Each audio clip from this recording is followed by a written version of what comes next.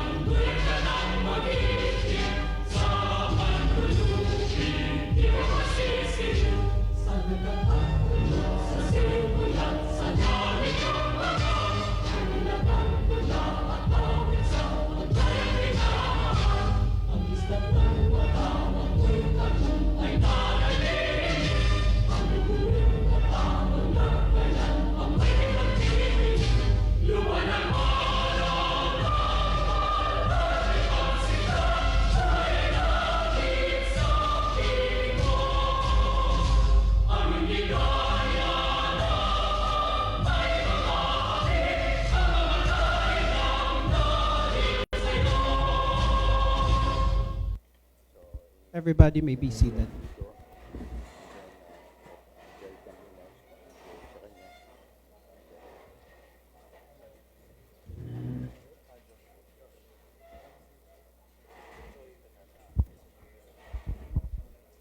To acknowledge the participants here in this hall and for the welcome remarks, may we call on Mr. Joshua Marili, the Executive Assistant of Secretary Raul Lambino, the Presidential Advisor for Northern Luzon.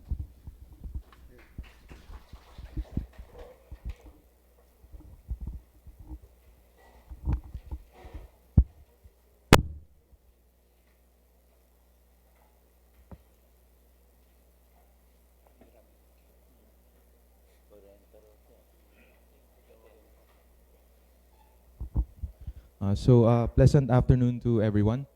I am Joshua Lee, Executive Assistant of Secretary Lambino.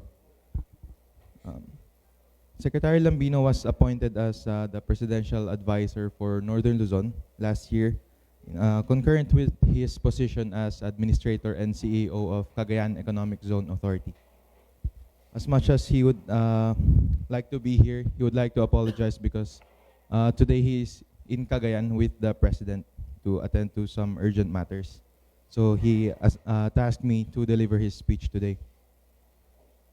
So before that, I'd like to acknowledge Chairman Dante Jimenez, Commissioner Manuelito Luna, Executive Director Eduardo Bringas. And for the other directors, Attorney Veronica Peralta, Nenita Failon. Sabi mo, patayuin mo. Yes, sir. Please stand. Please stand ka mo. Abraham Idos from LTFRB. Rodolfo Roque Jr. from NICA.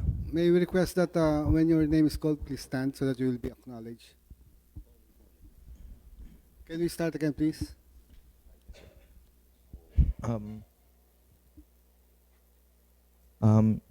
Attorney Veronica Peralta from LTFRB.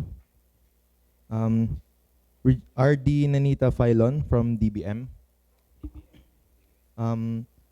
Abraham Idos from LTFRB. Where? Absent.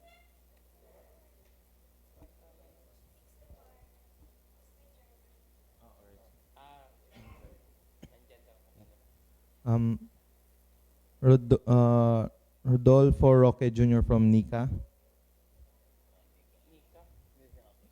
NICA, sir. With them separate with the PDEA. Rizaldi J. Malin from NBI. RD Malcolm Garma from DepEd.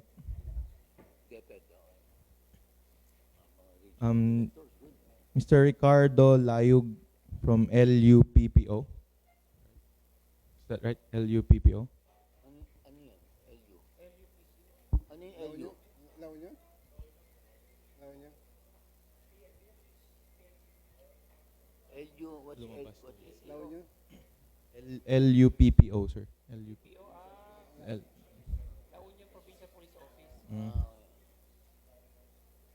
Mm. Sir, Florendo Lung from LUPPO as well.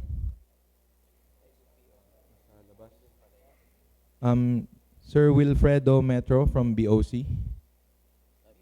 Sir. Carmelito Kaday from BIR. Hill Lawrence from DPWH. James Ferrer from DPWH as well. Sir Raul Gali from DPWH.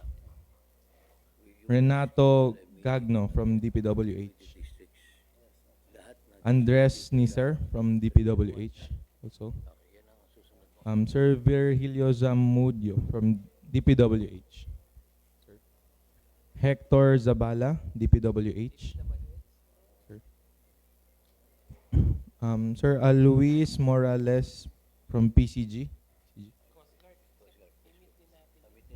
Christopher John Abella from Immigration. Sir. Reynaldo Arlog from DPWH. Sir. Vicente Vicmudo from NIA. Sir.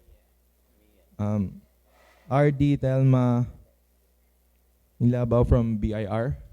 Right, ma'am. Carlito Tubalia from DNR.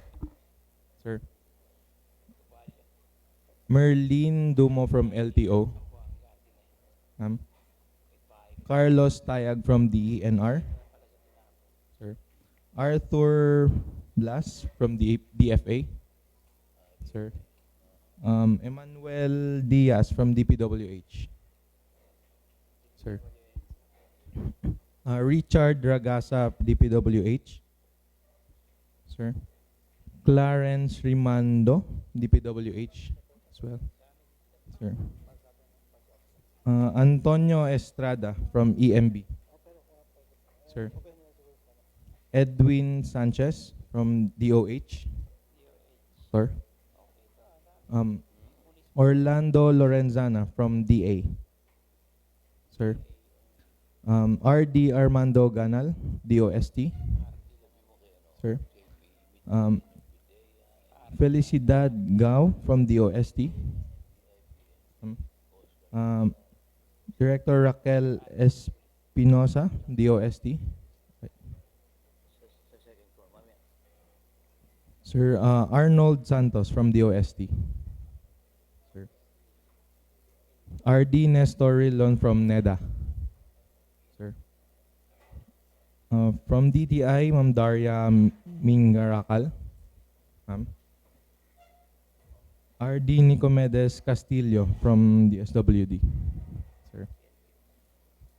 RD Brian Babang from PIDEA. Sir. OIC Director Reynald Liganor from DOE. Sir. RD Nathaniel Lacambra from DOLE. Sir.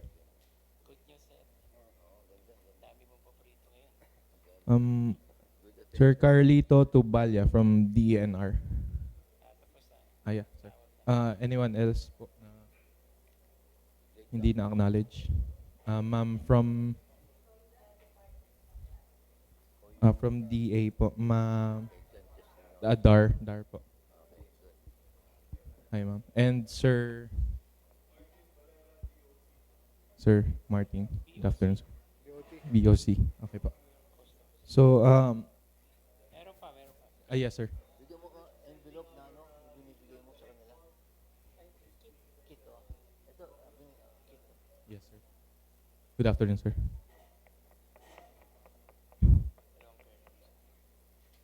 So again, good afternoon, everyone. So for the speech of Secretary Lambino, excuse me, welcome to the historic city of Lingayen. I am honored by your invitation to share my thoughts about a subject that is probably as old as politics, and that have consumed many waking hours of men, from great leaders to scientists to prelates of social activists. I am thankful to our good friend Dante Jimenez, a prime mover of that segment of society that is moved by conscience to do the right thing, no matter the sacrifice involved. In a morning mass at the Vatican back in 2014, Pope Francis told the gathered throng, corruption is paid by the poor. He hit the nail on the head. When half the budget earmarked for the construction of a bridge or a farm-to-market road in an isolated village goes to the pockets of the corrupt, the poor suffer. When anti-flood systems like dikes and catchment basins are made of substandard materials, the poor lose their crops, their livestock, even their lives when the floodwaters sweep down.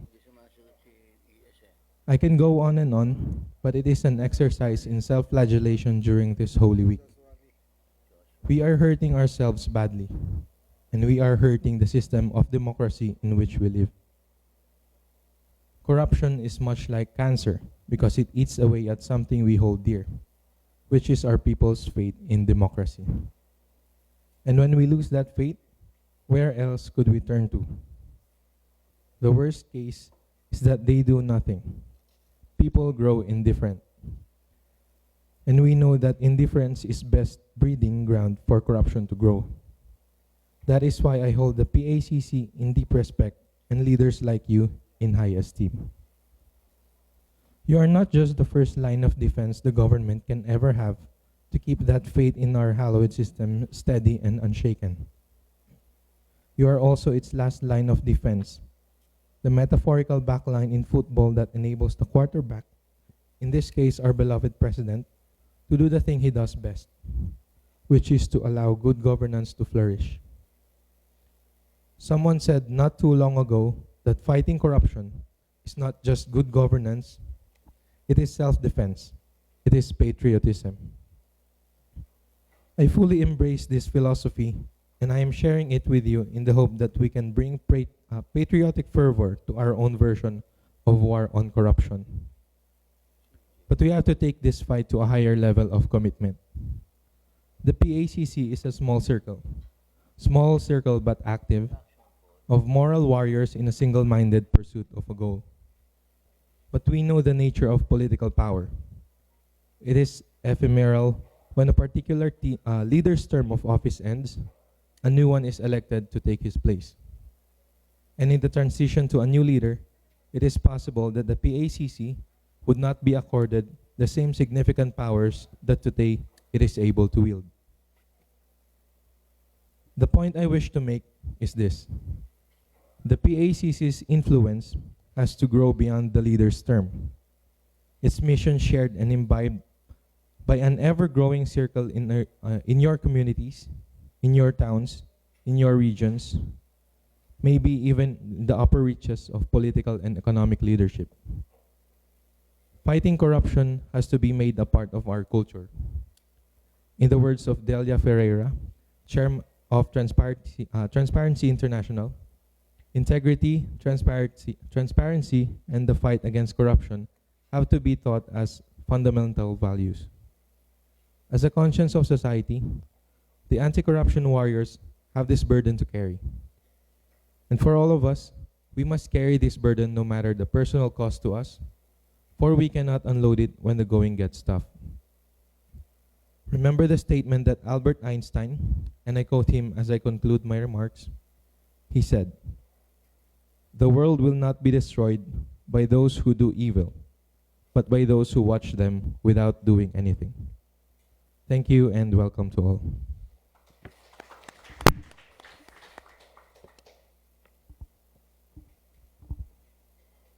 Pamahalaang malinis mula sa korupsyon.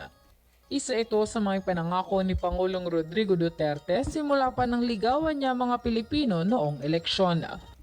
Dahil dito, binuo ng Pangulo ang tinatawag niyang Presidential Anti-Corruption Commission na sasawata sa katiwalian ng mga nasa gobyerno. Nito lamang Enero 12, itinalaga ng Pangulo ang mangunguna sa naturang lupon. At ito ay si Volunteer Against Crime and Corruption founding chairman Dante Lazaro Jimenez. Kilala sa publiko si Jimenez bilang tagapagsulong ng karapatang pantao at matinding kalaban ng mga kurakot sa pamahalaan.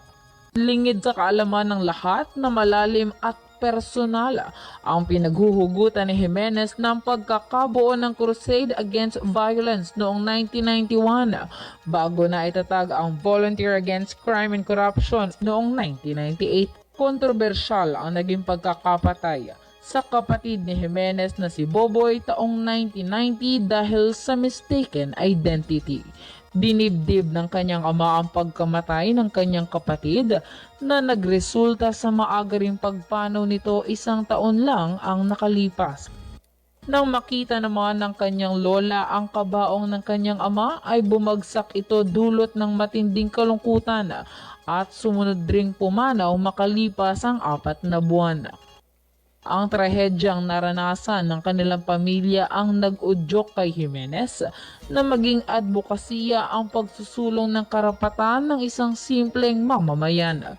Layunin ni Jimenez sa pamamagitan ng Presidential Anti-Corruption Commission na magkaroon ng isang Pilipinas na malaya mula sa krimen at korupsyon. Subalit ang kanyang paninindigan at kredibilidad sa paglaban sa korupsyon ang nagbigay kumpiyansa sa Pangulo na pagkatiwalaan siya upang malinis ang talamak na katiwalian sa gobyerno. December 20, 1990. My brother was shot by a drug syndicate because of mistaken identity. You know, after a year, my father had a heart stroke because of the sadness that he felt. He carried it. When my grandmother saw the coffin of my father, she fell down and she wasn't able to recover. She died after 4 months of grief. I lost 3 loved ones, Chris, I tell you.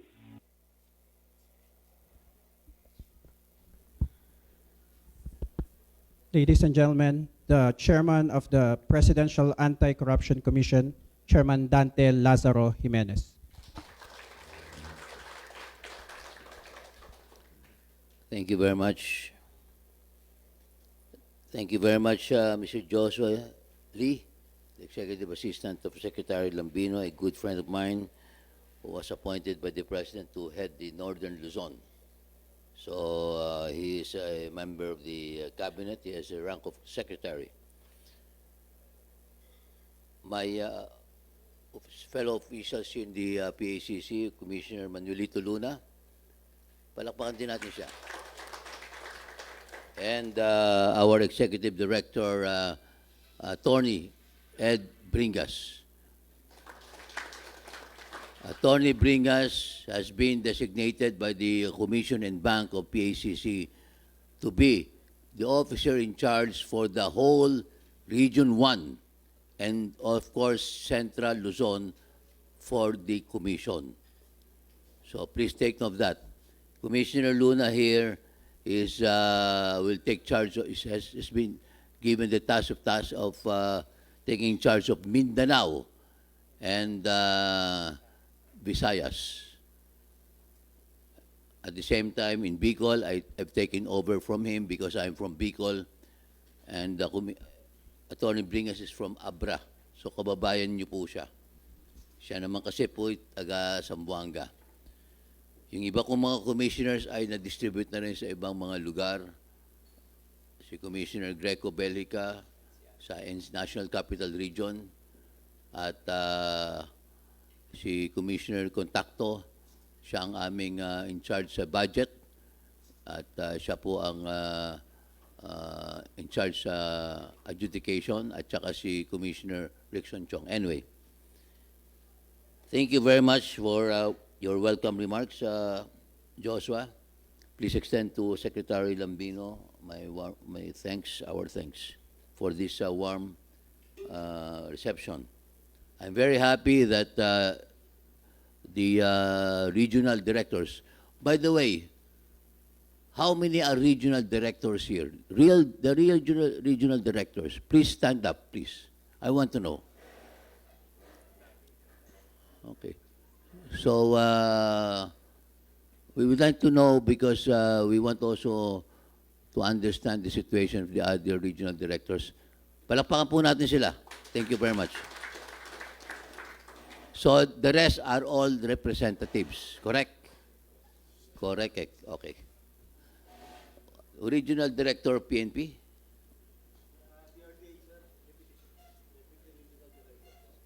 Ikaw?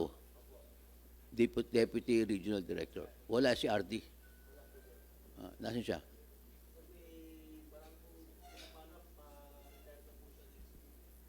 Ano na? Magbabakasyon na. Mag-graduate na. Wala pang kapalit. Baka ikaw. Sige. Anyway, I would like to meet later on with the PNP. Okay? With PIDEA. Sino yung taga-PIDEA? Okay. Mga bata ang PIDEA. Nika. Ayun. Philippine Coast Guard. Okay. National Bureau of Investigation. Okay. I would like to meet you later on the issue of drugs. You know, of course, one of the president's campaign promises is to at least minimize ang drugs. So I came here for special instructions from the President. Idagdag ko raw ang aking paglilibot sa buong Pilipinas sa illegal drugs. Ano po? So mabuti, maliwanag tayo because alam niyo naman, sa introduction sa akin, sa video, ang kapatid ko'y pinatay ng mga drug lords 1990 pa po. Kaya ganun din ako kagalit sa mga drugs. So anyway, andito kami para magkaroon tayo ng later on ng dialogue. Okay? I'm very happy at least nag-meeting na tayo. And thank you very much. Yung mga absent dito, we will take note of that because we will send them a communications to explain, Edie, why they are absent. Because we wrote your secretary, mga heads of agencies ninyo. Hindi kami pwede i-fault dito. We wrote them already. Communications been sent. That's why I asked also Secretary Lambino to intervene. Being the representative ni Presidente dito sa Northern Luzon, walang excuse. If you will take note, may mga kits ba kayo? Ito yung mga, yung sa, dito. Pakilabas nyo. Para maintindihan ninyo gaano kaseryoso itong komisyon na ito. Ito po, hindi ito katulad ng ibang mga komisyon, nangungumisyon. Tandaan po niyo. Ito. Nakita ito. You scan on this, makikita nyo dyan yung meeting ko with the secretary, yung mga namumuno ng mga departamento ninyo. I gave instructions to our in charge of Northern Luzon sa Public Works. Sino taga Public Works? Are you the regional director? Sino regional director? Kayo po.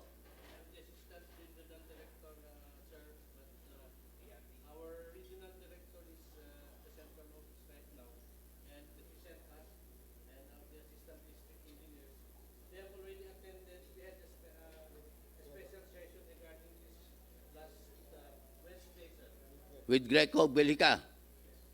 Okay, ganito yan. The Attorney Bringas here will meet with you guys separately. Okay? And kasi puros follow-ups yan eh. Okay? So, importante po ito yung mga district engineers. Lahat kayo, mga district engineers hindi to?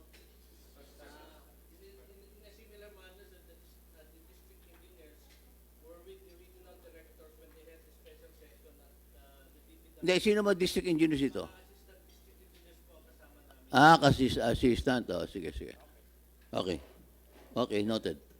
So, when we had our meeting with the secretaries or the heads of agencies of the executive branch of government, all of them attended. No alternate. Because that is the instructions of the President. To go around the various departments, natapos na po namin. Halos lahat na, no? Except yung mga GOCCs. And walang absent doon. Lahat present. That's why dito po sa regional meeting ko ng PACC, I want to make sure also the messaging that we will be sharing with you today is loud and clear. Is that understood? Okay, maliwanag na po yun. Kasi ayaw namin po na magkaroon tayo ng misunderstanding. Lahat tayo ay mga in one branch of government. Anong branch of government po yun? Executive. Natawa tuloy ako yung aking meeting yung mga district engineers sa Bicol. Alam niyo sabi sa akin, inintroduce sa akin yung mga district engineers. Mr. Chairman, this is District Engineer so-and-so of First District of Camarines Norte, of Congressman so-and-so, District Engineer of Congressman so-and-so, and so forth. Bakit kasama lagi yung congressman? Natawa ko tuloy yung usapan namin sa commission. Aba, mukhang tama yung sismis ah. Laging dikit ang district engineer sa congressman. Bakit kaya? Anyway, alam nyo na yun. But, alam nyo naman kami kasi, we don't believe in rumors, we don't believe in hearsay, objective tayo. Ako, kasama nyo ako sa due process. Tandaan po niya yan. Tandaan yun. I believe in due process being what? A former founding chairman of VACC. Volunteers Against Crime and Corruption. I want due process. Hindi porke ang isa inaakusahan ng ganito ni so-and-so, yan na yan. Eh, patunayan mo, di ba? RD? Patunayan nyo. Hindi naman pwede rito yung dahil nagkagalit kayo. Hindi kayo nagkasundo. Hindi pwede yun. Trust us. Tandaan nyo po yun, ha? Kayo dito sa Region 1, marami na kayong naging presidente rito. Ha? Ano mga sakop ng Region 1 na, Ed? Ilocos Sur? Ilocos Norte? Ano pa? Pangasinan? La Union? Ito bang apat? Abra? Akar ba yun? Portion. Kasama sa Region 1. Okay, anyway. So, ang aming pong purpose dito is to explain the mandate of the Commission. Because my instructions after our first anniversary, by the way, palapakan nyo naman kami, 1 year old egg na kami. 1 year old egg. Pwede nang i-hatch. Ang tagal naman, ano? Parang eagle. Okay. Now, I reported to the President, etong binigay ko sa inyo, sharing sa inyo, ito po ang binigay ko sa kanya. When he saw this, alam mo naman ng Presidente natin, mahilig mag-scan, titingnan lang niya ganyan. Alam niya na yan. Yun. Okay na. Di salita sa portion of anti-corruption, blah, blah, blah. And then, so, the rest is, marami na siyang sinabi. So, again, I'm very happy to meet all of you, and I would like to communicate with you also. Please do understand our mandate. We are here to help the President, to help the country and our people. Kayo, ang mga partners namin dyan. Kayo ay mananagat sa inyong mga department heads, tama? Yun ang mga boss nyo eh. Ang mga RDs kayo ang boss dito, region. You represent the department at marami kayong mga staff, di ba? Oh. Mga provincial director, blah, blah, blah. Sa inyo yan. You police your own ranks. Okay? You police your own ranks. Huwag nyo nang parating sa Secretary of Defense, Secretary of the Interior Local Government. You police your own ranks. That's one way to magkaroon tayo ng magandang cooperation. So with that, later on we will have our open forum, sharing, and also our dialogue. Thank you very much at mabuhay. Maraming salamat po, Chairman Dante. So, now magpapakilala po ang PACC. Ano po ang PACC? Sabi nga ni Chairman, para walang misunderstanding. To summarize the presentation, it's a PowerPoint presentation. We will be watching several videos.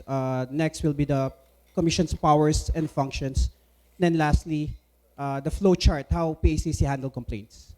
To start off, the first video is the video of the Commission's first year anniversary in Malacanang, wherein yung first part is Chairman Dante gave his speech. The second part is the President's speech. So let's watch.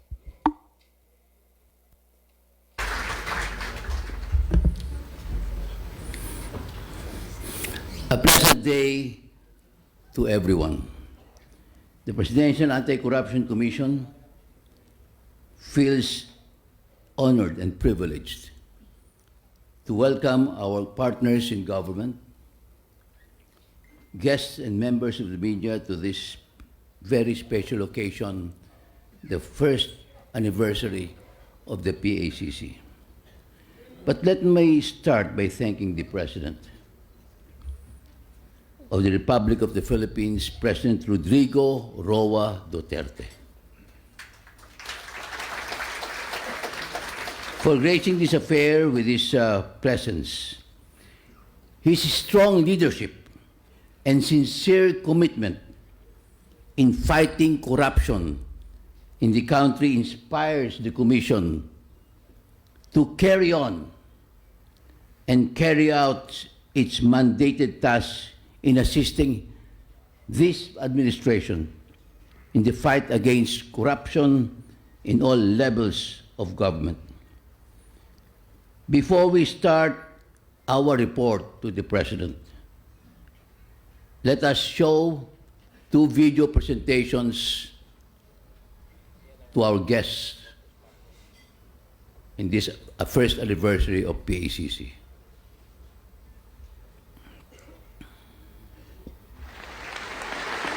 Time and again, I have stressed that corruption must stop. Corruption is like a leech that it bleeds the government of funds, program, infrastructure, and social development projects.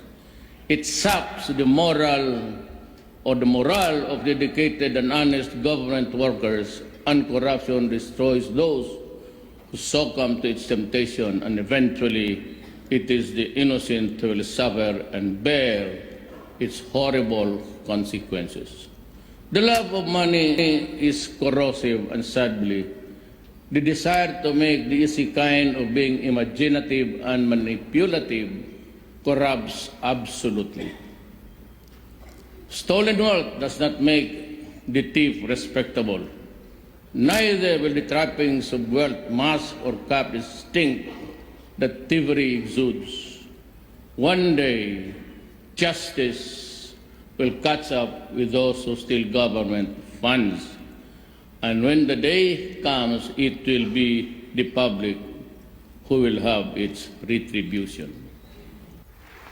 fight against corruption, and improving service of delivery. We need to sustain our momentum, and I hereby direct all government units, makinig sana kayo, and government agencies to faithfully implement this law. Hinihingi ko yan sa lahat na sa gobyerno under my control and supervision. Huwag ho kayong magkamali.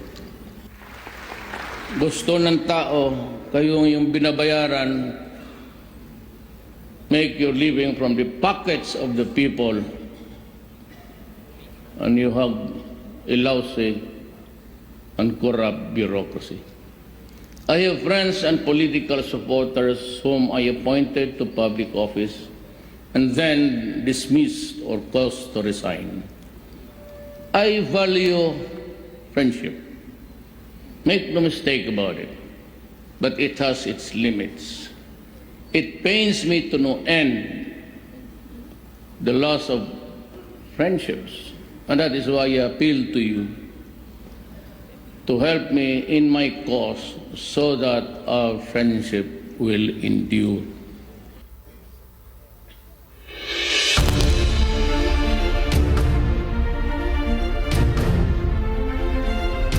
October 4, 2017, President Rodrigo Roa Duterte signed Executive Order Number 43, creating the Presidential Anti-Corruption Commission, or the PACC, officially starting his war on corruption. In appointing the officers of the commission, the President gave his marching order to the chairman, Dante, wala kang sasantuhin dito. On January 12, 2018, the President appointed the officers of the PACC. Corruption is a disease to good governance. It is as deep as the debris and garbage in the Manila Bay. And acknowledge the presence of Secretary Roy Simato of the DENR, Department of Environment and Natural Resources, for heading the interagency task force. He had shown already what happened in Boracay. And also, of course, the DILG, represented by Undersecretary Martin Dino.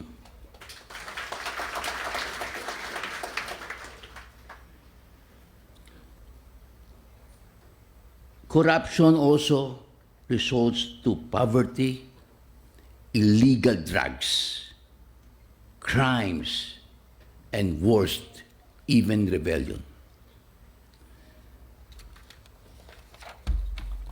I would like now to report to the President and to you, my friends and allies, and to the Filipino people, that the PACC has received more than 2,000 documents in its first year, with 807 further classified as actionable or verifiable, and to which letters acknowledging receipt have been transmitted to the respective end users. We have conducted fact-finding inquiries and missions. All reports at the Commission come from the Office of the President, communications intended for PACC as first received in the Office of the President and forwarded to PACC for action. Among the major issues raised during our fact-finding is our projects in Camarines Sur.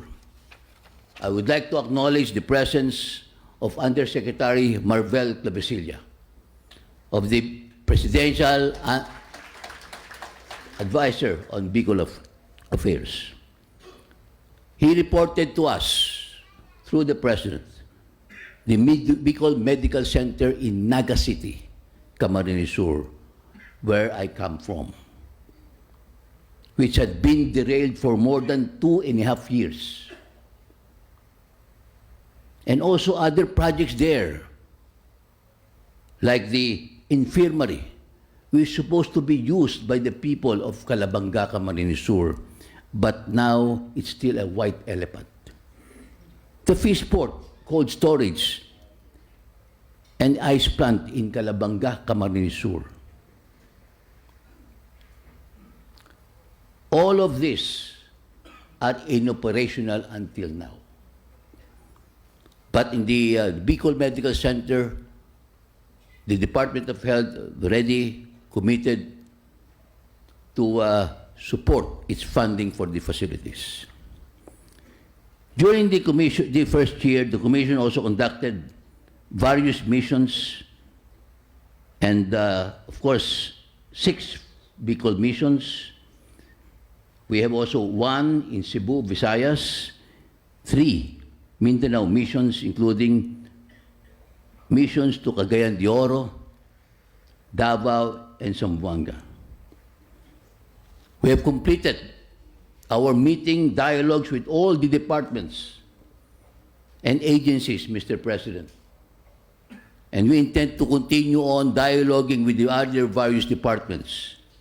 In fact, a while ago during the first program, we have already deputized members of these departments. We have partners and had MOAs, memorandum of agreements with the AMLAC, Commission on Audit. We have also conducted entrapment operations in cooperation with various government agencies like the NBI. I would like to acknowledge the presence of Director Dante Giran, May Tukayo, and Secretary Menard Guevara. And also, of course, the Bureau of the Criminal Investigation Detection Group, the Bureau of Immigration and Deportation during its entrapment operations.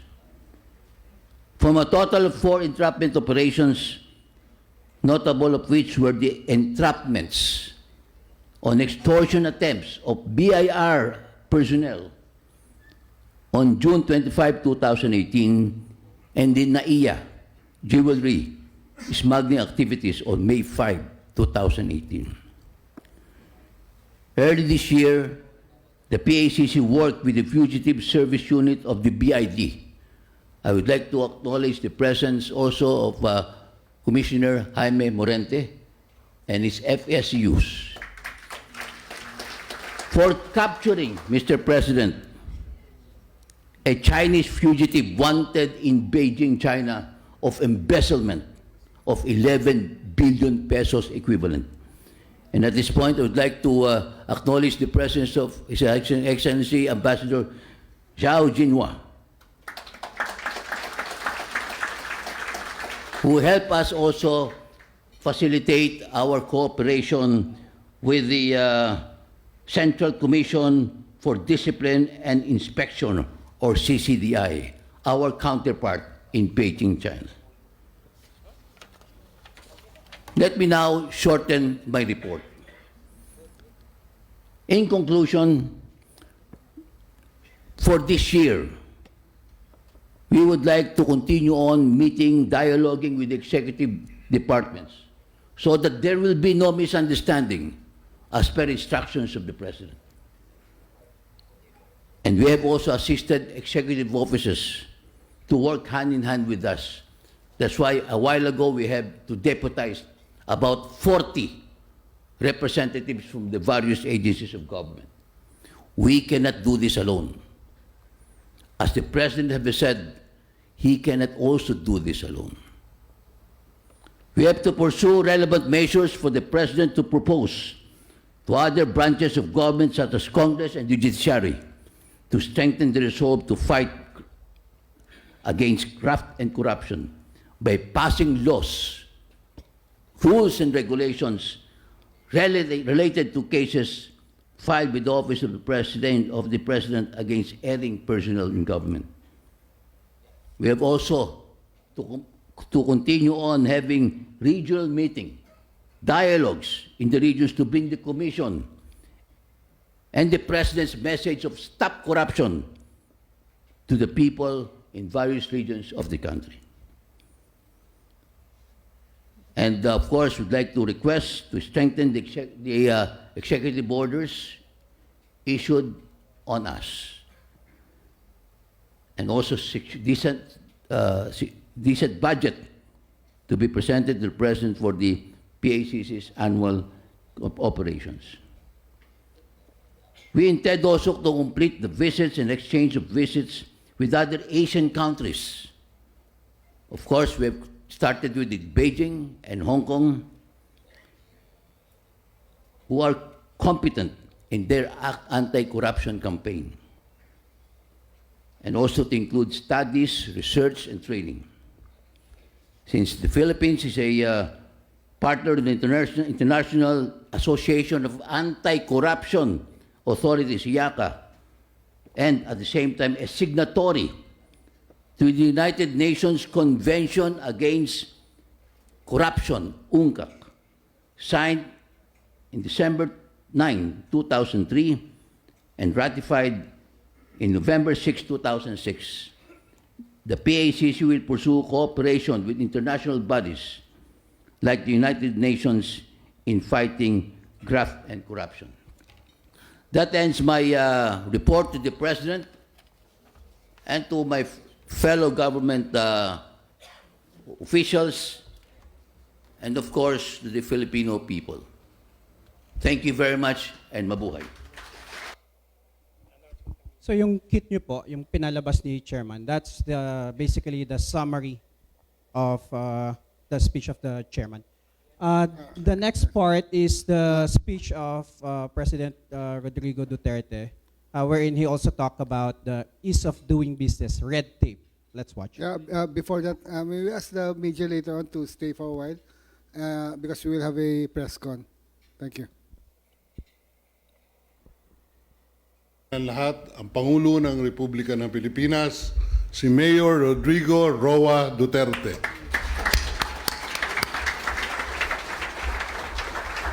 Kindly sit down. Salamat po.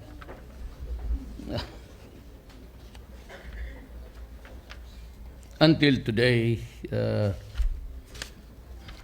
so many billions are lost every day because of corruption, and I only have 3 pages to tell you what is it all about.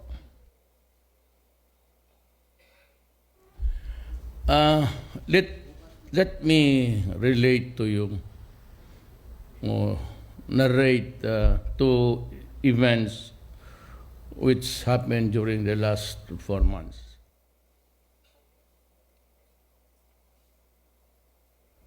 And on that day, I was quite busy dismantling the Board of Trustees of the Nayong Pilipino because of, well, they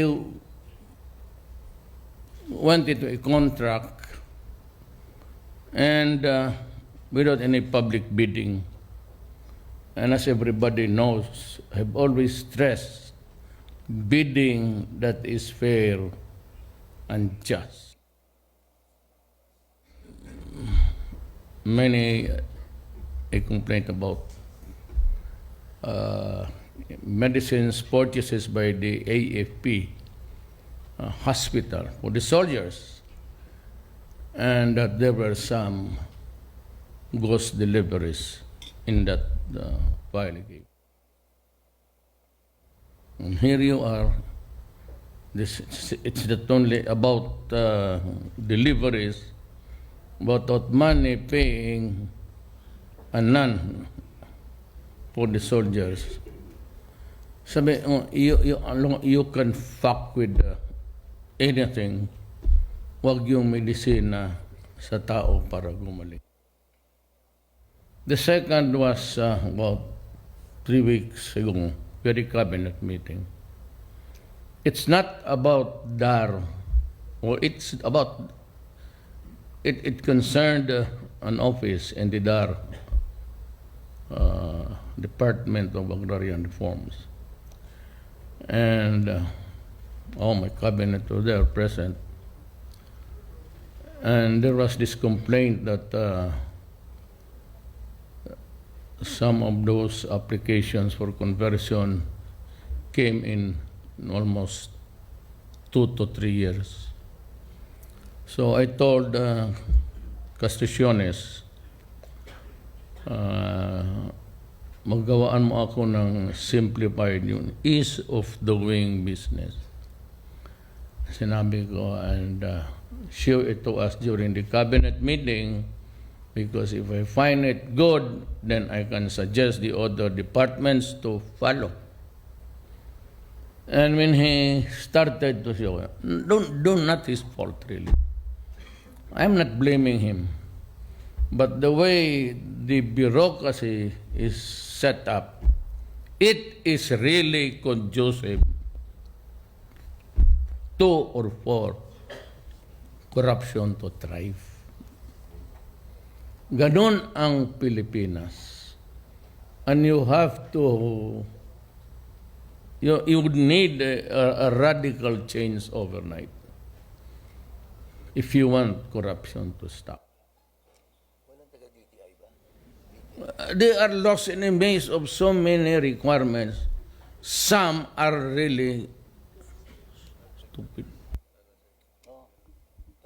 If you didn't hear the last word he said, some are really stupid. So, yung sentiment ni Presidente is very palpable when it comes to corruption and red tape. Remember, incompetence is corruption. Red tape is corruption. Delays in giving permits is corruption. So, the next video is the history and the creation of the commission. Let's watch po. One of the promises that I made to the people is I will stop corruption in government. I cannot do it alone. You have to be aware of what I'm doing, and you have to help me.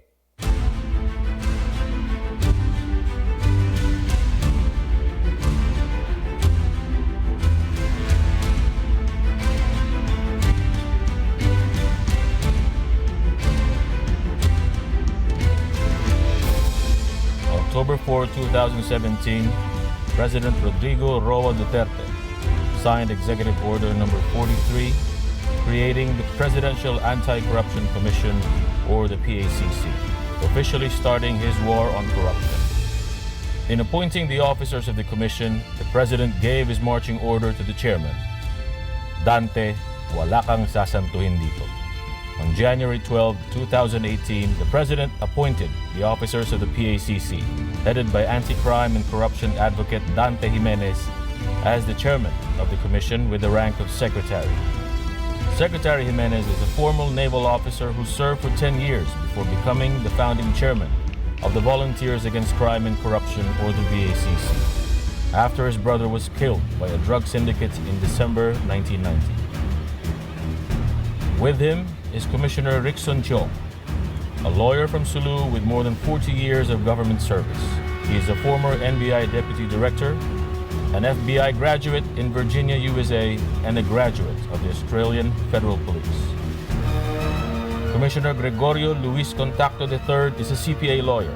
He is the former managing partner of CNLEX firm, the lead counsel in the Ruben Castor versus Martin Dino case in connection with the declaration of nullity of the certificate of candidacy of Mayor Rodrigo Roa Duterte, Vice Martin Dino, as PDP Laban presidential candidate, and his election as the next President of the Republic of the Philippines. As a grantee of the U.S. judicial system in 2001 and a former volunteer lawyer of the VACC, Commissioner Manuelito Luna has helped many victims of crime and corruption. He is currently the PACC lead investigator for all Bicol and Mindanao issues and complaints. Commissioner Greco Bellica graduated from San Beda College with a degree in marketing and commerce and completed his further education at the University of California in Berkeley for his postgraduate studies on international trade and commerce. He was elected as Manila City Councilor in 2004 at the age of 26 and earned the moniker as Batang Magaling. 2013, he questioned the constitutionality of the pork barrel system, a very controversial case that had previously enjoyed 3 Supreme Court rulings that upheld its constitutionality. The Supreme Court ruled in favor of Belica with a unanimous vote of 14-0, stating that the pork barrel system is unconstitutional. This landmark case was later known as the Belica ruling. Belica ran for public office with the president and was endorsed by the latter in the Philippine senatorial elections. Completing the commission is the PACC's executive director, Attorney Eduardo Bringas, who is also a VACC volunteer lawyer. He was the lead counsel in the private prosecution of the PDAF case in 2014 and the VACC awardee in the category Criminal Justice System in Private Prosecution in 2017. On March 6, 2018, the chairman and the appointed commissioners took their oaths of office before the president in Malacanang Palace. Truth and justice. Katotohanan at katarungan para sa bayan.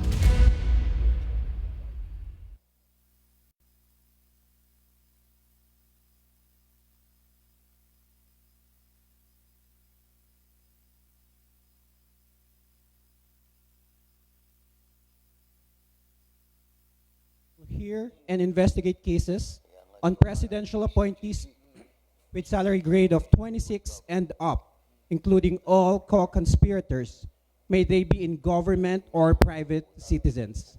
That will include but not be limited to regional directors, assistant secretaries, undersecretaries, secretaries, all heads of agencies and their attached agencies, and even GOCC officials. Such investigation may be initiated by either a complaint or via motu proprio. Number 2, PACC, upon the instruction of the President, may investigate AFP and PNP personnel. Number 3, the Commission can conduct lifestyle checks and fact-finding inquiries on all government employees. This even includes positions outside the executive branch, such as elected officials, the result of which will be referred to other disciplinary agencies for appropriate action. Now, for elected officials, we will refer to the DILG. Number 4, the Commission may enlist support from any law enforcement agency, including agencies under the Office of the President, to facilitate its fact-finding and investigative task. Sa mga recent entrapment operations po namin, we coordinated with the Philippine National Police and NBI, I should say, and the CIDG. Number 5, the Commission may recommend for approval by the President preventive suspension of up to 90 days without pay if the evidence of guilt is strong and if the respondent's continued stay in office may prejudice the investigation. Recently, this was exercised by the President, by the Commission, wherein the Commission recommended the suspension yung sa BIR, yung 18 Koreans who extorted almost 10 million sa mga Koreans. So right now they're suspended. Number 6, the Commission may administer oaths and issue subpoenas for fact-finding and evidence gathering. To add to this, the Commission also has the power to place a respondent or agency official in contempt for failure or refusal to obey a subpoena. Number 7, the Commission, after doing its complete staff work, or CSW, shall report to the President and the President only. Due process will always be exercised in all aspects of the investigation, and we will make sure that the report and recommendation shall be based from factual findings and legal conclusions. Number 8, the Commission may refer to or deputize other agencies to investigate complaints. During our first year anniversary in Malacanang, we deputized 30 plus, almost 40 deputies po from various agencies. Number 9, if it deems necessary, PACC may recommend witnesses and whistleblowers for the Witness Protection Program of the Department of Justice. The Commission will be going after high-ranking appointees and officers who may still be in position and has the means to make sure that they stay in power. So the least that we can assure witnesses is that they will be protected for having the courage to tell the truth. On December 28th of last year, the President signed EO Executive Order 73, which is the amendment of EO 43, expanding the powers of the Commission. Now, the Commission can recommend to the Anti-Red Tape Authority any violation of the Anti-Red Tape Act. And second, and this is the big one, the Commission can now recommend filing of not just administrative, but criminal cases to the Office of the Ombudsman or the Department of Justice. Now, let's go to the rules of procedure. How does PACC handle complaints? An investigation may start from a complaint or via motu proprio. A motu proprio investigation is a bit more dynamic, so it follows a different procedure. But for this presentation, let's look at the procedure with a complaint.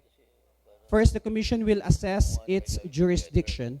If the respondent's salary grade, for example, is say 25 or below, then it's not under a jurisdiction. We will refer it to an appropriate agency.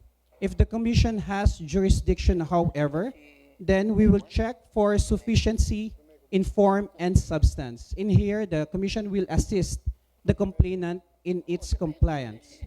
If there is sufficiency in form and substance, then the complaint will go directly to our adjudication services. But if it is deemed insufficient in form and substance, then it will go through fact-finding to check for veracity.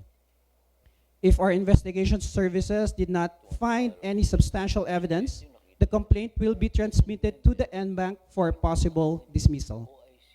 If the fact-finding finds substantial evidence against the respondent, then it will then be assigned to the adjudication services and follows the normal route, in which the Commission will have the respondent and the complainant submit their position papers to the Commission. Then a report and recommendation will then be submitted to the NBank for approval. The Commission may decide either to review the report and recommendation or approve the report and recommendation and submit it to the President. Now, it is up to the President whether to approve the report and recommendation or not. So far po, medyo mababa yung batting average namin, 100%. All reports and recommendations by the Commission submitted to the President have been approved. And if you will notice, the rules of procedure of the Commission is streamlined. As the Commission will not entertain vexatious delays like motion to dismiss or motion for reconsideration. And if the respondent wants to appeal the report and recommendation of the Commission, hindi po sila pupunta sa Court of Appeals or sa judge.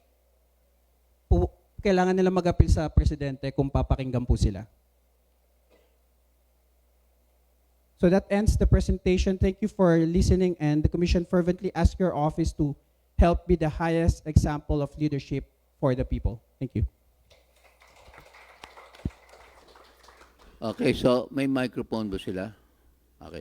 So we're now open for dialogue, for questions, clarifications, please. Please. We have hanggang 3:30. Yes, sir. I'm just curious. No, you identify yourself and your organization. Yes, sir. I'm Police Colonel Ferdinand Garay. I'm the Deputy Regional Director for Administration of Police Regional Office 1. Okay. Sir, curious lang po ako doon sa flowchart, yung sa complaint, kung may time frame po ito.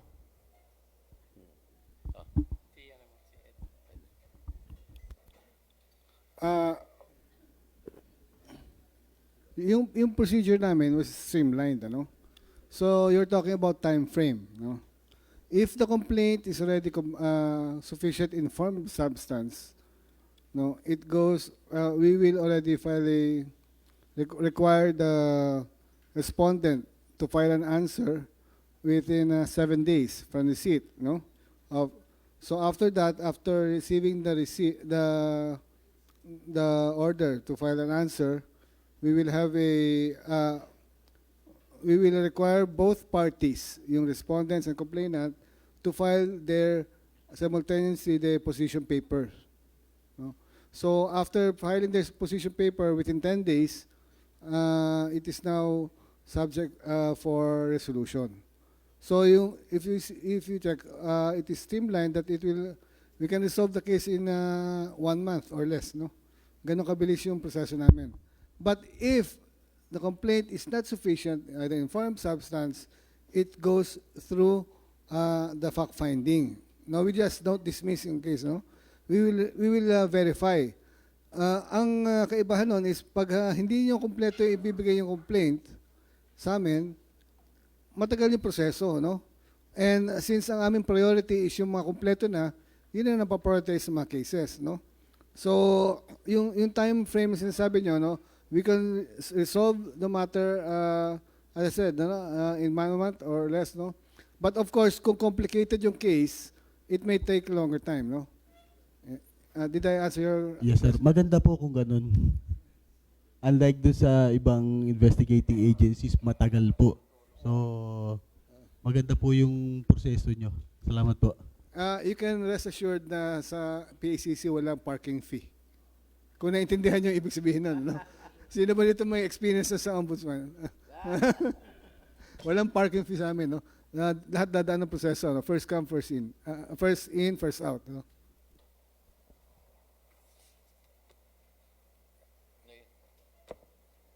Yung mic, ba?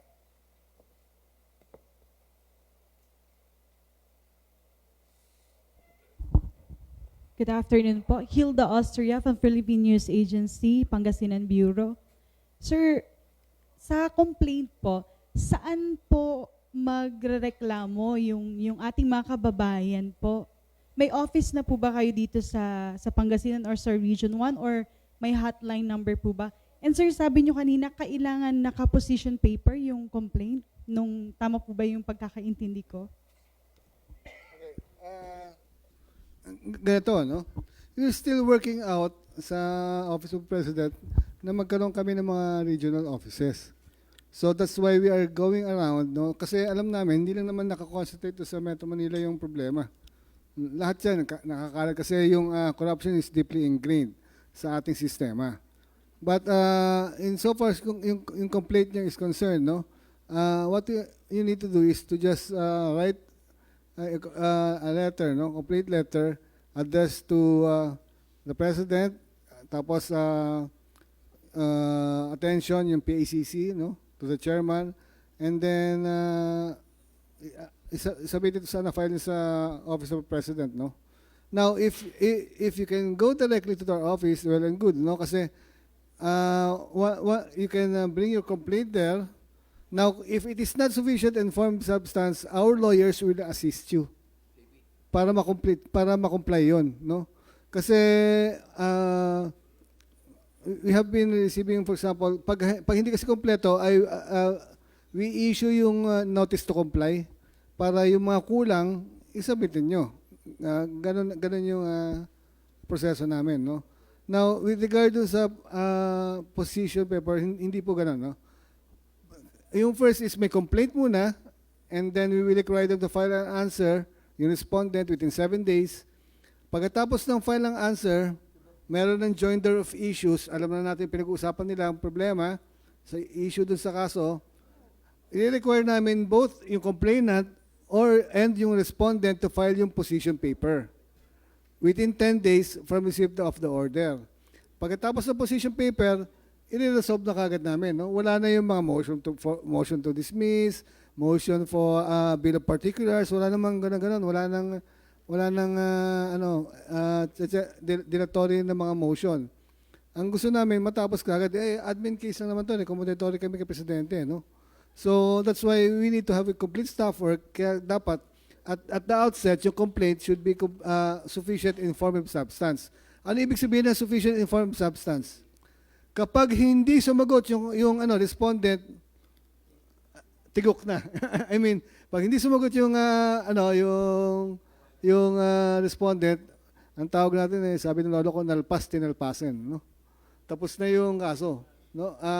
We will recommend already for his dismissal. Ganun yun. Okay?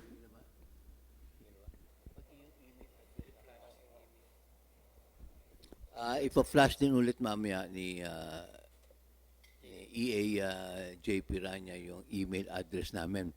Isa pa, kasi importante dito yung sa mga kababayan natin, no? Sabi mo, I don't know kung pwede rito yung 8888. Nakaka-communicate ba kayo doon? Kasi yan ang ano ni Presidente, 8888. Now, kung may problema yon, then perhaps siguro JP, pwede mong ibigay yung cellphone number nino, pwedeng ha? May number sa office, di ba, JP? Ilagay mo rin yan. Tawagan doon. Okay. So, meron, naka-flash na dyan kanina yung how to communicate with us. And then, yung email address namin. And then, yung telepono. Yan. Pwede rin yung sa 8888. Okay? I don't know, sa Facebook ba? Meron tayo nun? Wala pa. Inaayos pa yung sa Facebook namin. So, we're only 1 year old. And alam niyo naman sa gobyerno, napakatagal talaga mag-request.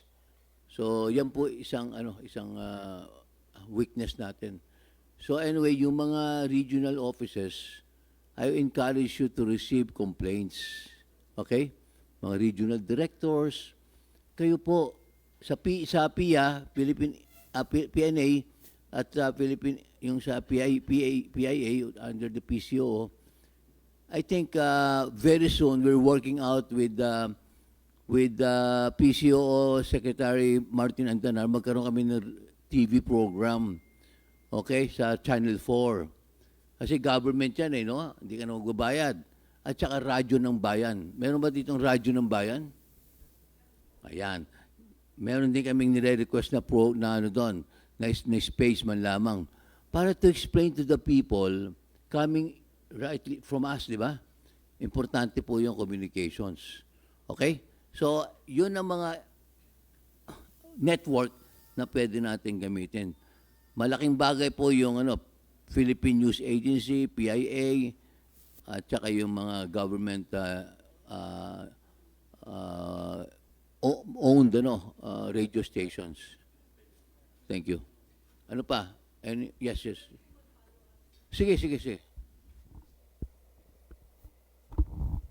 Sir, yun naman pong confidentiality ng mga magrereklamo kasi nasa salary grade 26, so mukhang may pera yung mga pwedeng ireklamo sa inyo. Ma-assure naman po yung confidentiality. Paano po ba, sir? Okay, ganito po yan. Alam ko yan. Kanina, a while ago, I had meetings with victims. Victims of drugs, victims of, murder, mga heinous crimes, at victims nitong yung sa senior citizen. Sino taga DSWD rito pala? Ayun. Are you the regional director? Ay, okay. Mamaya, ngayon pala, kasi nagdiyan yung mga gurang. Ano ba sa Pangasinan ng gurang? Matanda? Ha? Ano ang gurang? Gurang? Ano? Bakit yung babae? Hindi, sa Bicol kasi gurang eh. Di ba? Ang mga matatanda, meron dyan 2 po, DSWD. Sasama kita ron habang nagkakaroon ng questions.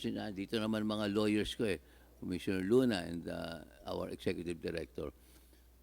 At saka yung isa pang mga complainants dyan, yung sa, ang dami raw dito mga, sino taga DNR dito? Ayun, are you the regional director? Ay, tama. Okay, isasama din kita sa baba, okay?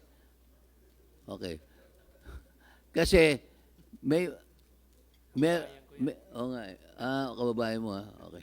So, regarding reclamation. Ang dami daw ditong reclaimed area at kini-question nila yung legality. DNR? Siguro isa rin sa titingnan din natin. So, okay. Any more question, please?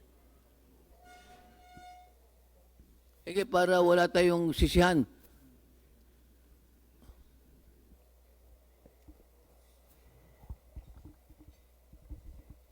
I am Attorney Judita Tungol from the Department of Agrarian Reform. Okay, Secretary John. Do you entertain anonymous complaints, or could it be the basis of motu proprio filing by the Commission? You answered your question. Okay. So we entertain yung mga anonymous complaints provided that those anonymous complaint na yun, kompleto na yung dokumento. No? We cannot just entertain mga anonymous complaints tapos mga allegations without any basis. No?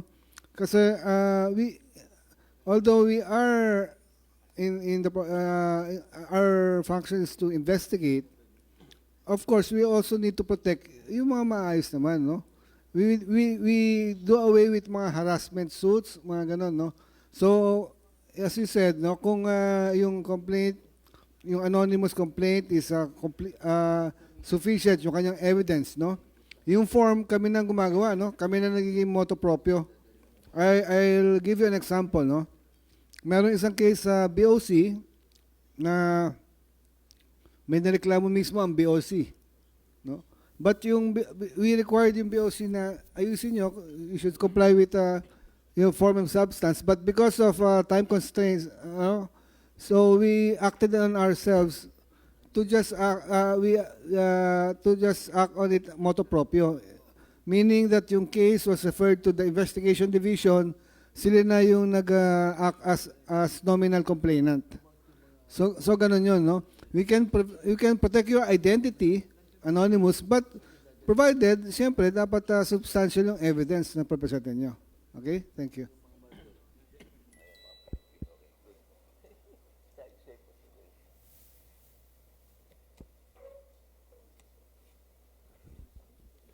Okay, so we have 30 minutes. I said 3:30. Ito si Commissioner Luna may sasabihin. By the way, Commissioner Luna is also one of our spokesmen. Nagagalak po kami na nakapunta po kayo dito, no? On short notice, you are here. So this only goes to show na yung mga taga Region 1 are responsive to our people. Kasi sila po yung ating tunay na boss eh. Ang aming commission ay nagpunta dito, as explained by the chairman, dahil gusto namin wala po tayong misunderstanding. So, itong dialogue na ito ay tineterm ko rin na reminding talks. Reminding talks. Kaya may presentation po kami. The President was shown in videos emphasizing on his anti-corruption drive. So, ang aming pong, in short, ang aming pong gustong ipahiwatig is that kailangan we toe the line. No? Kung ano po yung gusto ni Presidente, yun ang susundin natin, regardless of the consequences. Kasi po ang corruption is impeding development in our country and is the cause of our people's miseries. Kaya nandito po kami. And I'm very happy, Chairman, na maganda yung attendance. No?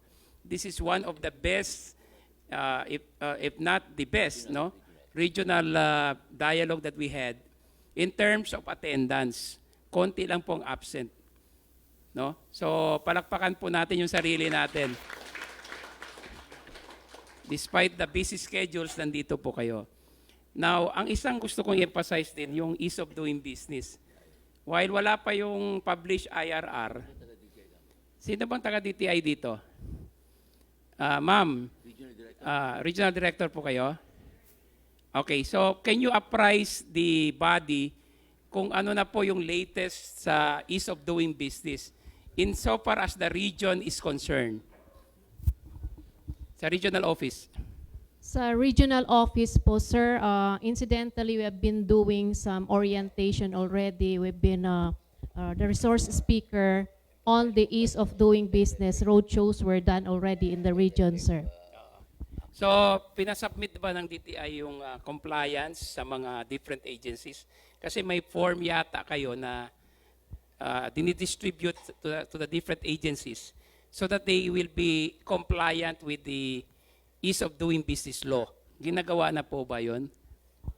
As far as I remembered, sir, because that was given during the orientation. Opo. Actually, our speaker from the head office came over to do and conduct the dialogue. Aside from that, sir, we are also being invited to be the speaker, so we provide the corresponding documents. But as far as the form to be filled, sir, I'm sorry, I'm not privy to the distribution of that form, except for the documents being used during the orientation and the seminars. Okay.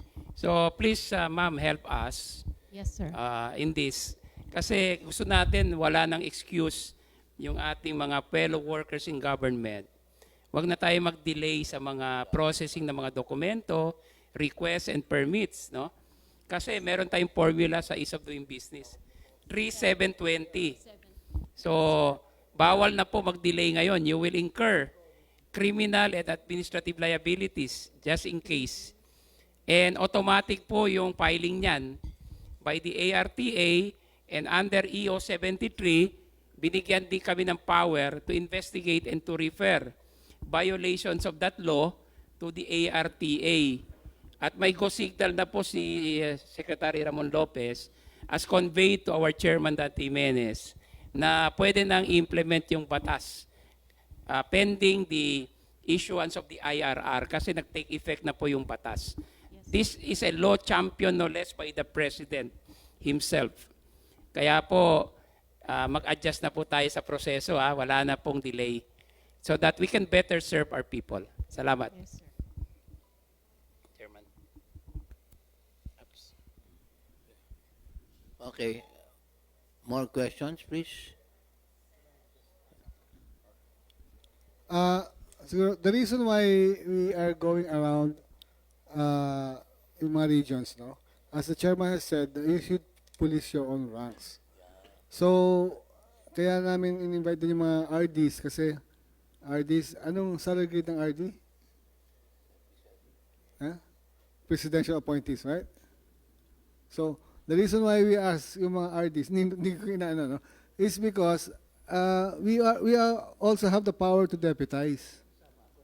So if you are asked you to police your own ranks, we can also deputize yung mga regional officers, mga RDs. We can deputize you para yung sa mga ranks ninyo, sa level ninyo, you can already resolve mga issues. And then we have guidelines later on. Siguro when, kasi this will not be the first and the last, no? Nakausap ko si Joshua, we will be going around other regions, no? Dito sa north. And after that, we can have siguro one sitting about the deputation, no? So that you will take charge dun sa mga particular regions ninyo, no? Ano yung mga areas ng kwan ninyo. Now, of course, siyempre, if you are deputized officers, you will be answerable to us, no? So that's why everything should be above board, no? So you will be given the power and the authority to represent us, but just as the same, no, you will be answerable to us. Okay, by the way, di ba nagpapasweldo sa atin ang executive branch, di ba? May plan, di ba? Na-approve na yung budget, di ba? Ka-approve lang. Except of course yung yung mga pork barrel na insertions, no? Kaya palakpakan natin si Presidente. Lalo niya papalakpakan ninyo, check nyo yung ATM ninyo. Di ba land bank kayo lahat? Tayo? Nako, check nyo dahil nandoon na po ata yung, yung increase. O, palakpakan natin sarili natin. O, bakit yung mga pulis, wala ba kayo? Di ba kasama kayo na, nag-increase na kayo. Tsaka mga to, ang rank nito iba na.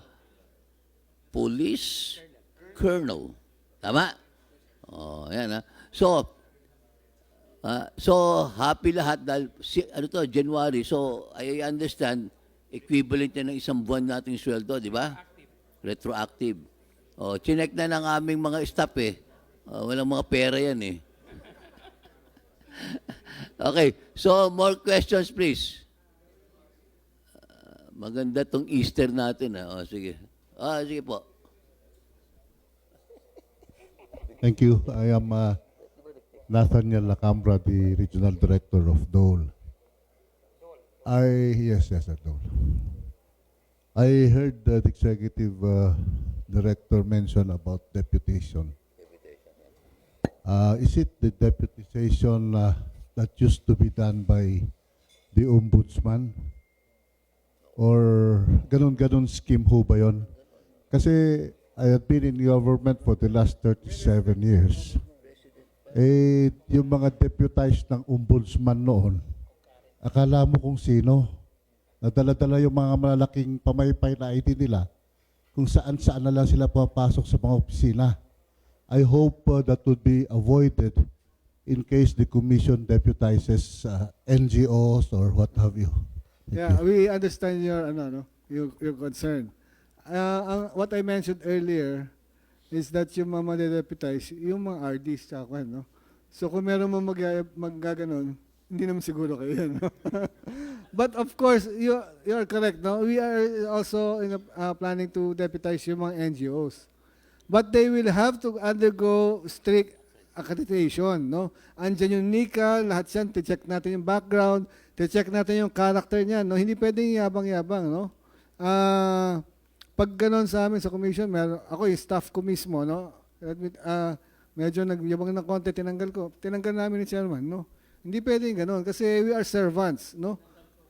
Pati meron din staff si Commissioner Luna, no? Tinanggal din niya yung staff niya kasi yabang. Bawal lang yabang sa atin, no? We should all be humble. We are all servants of God. We are servants of the people. So that yung kwan natin ng service is that hindi pwedeng iyabang-yabang yung gano'n, no? At hindi pwedeng gamitin panakot kasi yung panakot na yan gagamitin din nila, pang-corrupt din nila yun eh. Anti-corruption nga tayo, hindi ba? So hindi na yung concern niyo will be addressed based sa yung background check ng bawat ide-deputize. Okay, thank you. Sino taga Bureau of Customs? Okay. Wag na makarinig ka dapat ng ako'y pinadala ni Bongo, pinadala ni Presidente. Ha? How many years ka na sa service? I'm from EIB muna, sir. From EIB, then I am integrated by Customs by 2002. So I have almost 20 years, sir. Okay, ganito po yan. Never ka mag-entertain na sabi da, at ako'y ganito. Marami ng ganon po. Copy, sir. Name dropping. Please, pag nakarinig kayo ng name drop, kunin niyo yung pangalan, ipadala niyo sa akin, at padala niyo sa NICA. Yan. Yes, sir. Yes, sir. PNP, CID, yan. Paano niyo? Yes, sir. NBI.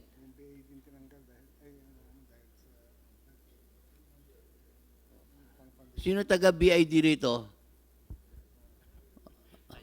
Okay, BID. Yes, sir. Nabalitaan mo na yung 18. Yes, sir. Nag-name drop yon. Siguro mahilig to sa popsicle. Alam nyo, ganito yan. Hindi kayo matatanggal, hindi kayo masususpend, hindi kayo mapupunan ng kapwa natin nasa government. Thank you. Thank you, sir. So, kung wala naman kayong ginagawa, di ba? You protect your number of years. Di ba? Career. O mga pulis.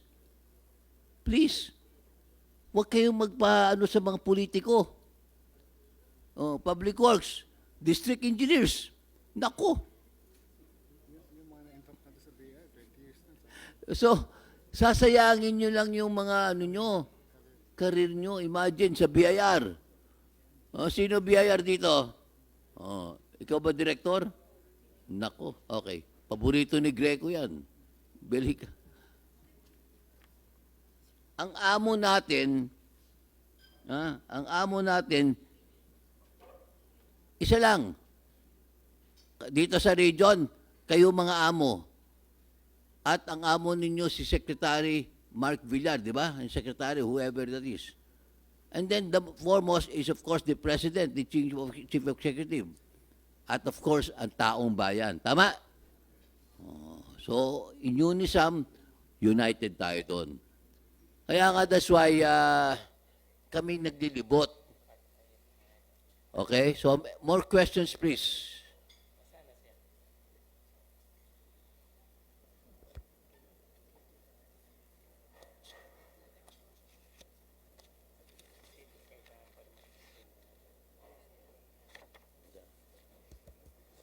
Any more questions? Clarification sa aming papel na ano? Meron akong announcement, Chair. Sige. Just for the information of everyone, based on our attendance sheet, it appears that 3 agencies have not sent representatives: DND, DICT, at NCIP. So itong mga regional directors ng 3 ahensya will be required to submit an explanation in writing to the commission, as is the practice in the commission. Kasi unfair po sa mga dumalo. Di ba? Kayo dumalaw kayo despite the proximity of the holidays, nandito po kayo, tapos yung iba wala. So we have to be fair, no? That's why pa-explainin namin in writing, at kung hindi kami satisfied, then delikado magkaroon ng kaso. Kasi that's a ground for administrative sanction under EO 43 as amended by EO 73. Pangit kasi yun na kayo nandito tapos sila wala.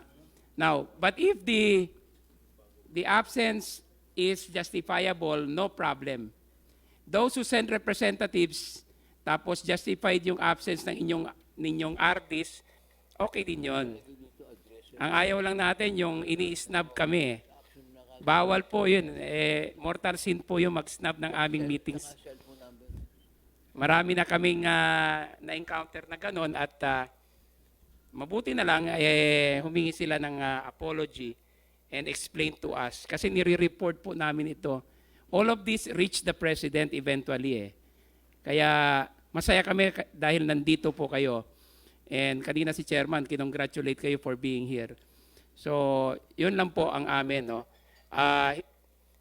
Hindi naman to katulad ng klase na drop eh. Pero public servants po tayo, wala tayong excuse eh. Despite the difficulty in traveling here, kung malayo kayo, or meron kayo ibang trabaho but you went here, pero nandito kayo. So, hindi naman maganda kung ang iba wala dito and then hindi sila pa-explainin, di ba? That's why that is our policy and we are very consistent. And Attorney Bringas, our executive director, will see to it that this is implemented to the letter. Yeah, yung 3 ahensya nga dito, no, we will require them to explain, no, why they have not attended this, no. Yung sino yung sa DOT? DOT? Valera? Martin Valera po. Valera? You're Yes. from, anong province ka? I was born in Bangged, Abra. Yung middle name ko is Valera. Baka magkamag-anak tayo. Malamang. Thank you. If you live at Lasala Street, malamang magkamag-anak tayo. So, okay. Doon na tayo magkuntuhan mamaya. Ibig sabihin, malakas sa'yo. Hindi. Malupit to, malupit. Petmalu. Okay, any more question, please? Okay. So, siguro,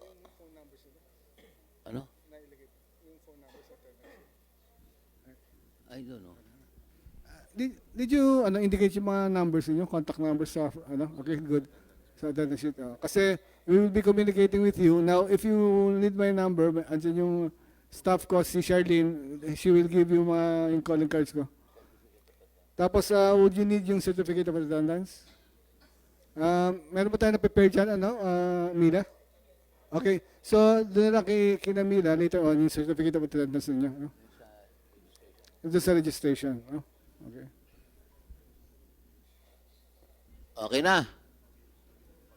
Okay, so thank you. So thank you very much at mabuhay kayong lahat. Thank you. Yung tinawag kong agencies, pwede bang you stay put muna? Pwede? PNP, NICA, PIDEA, NBI. Okay, ulitin ko ha. Coast Guard. Customs. BIR Customs. Ha? DNR. Mamaya. Doon sa baba. Hindi, baka alis eh. Yung DNR, sino yung DNR? DNR, DSWD, ayan.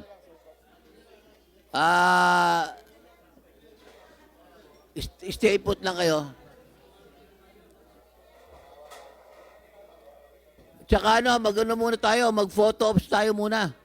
Bago pala.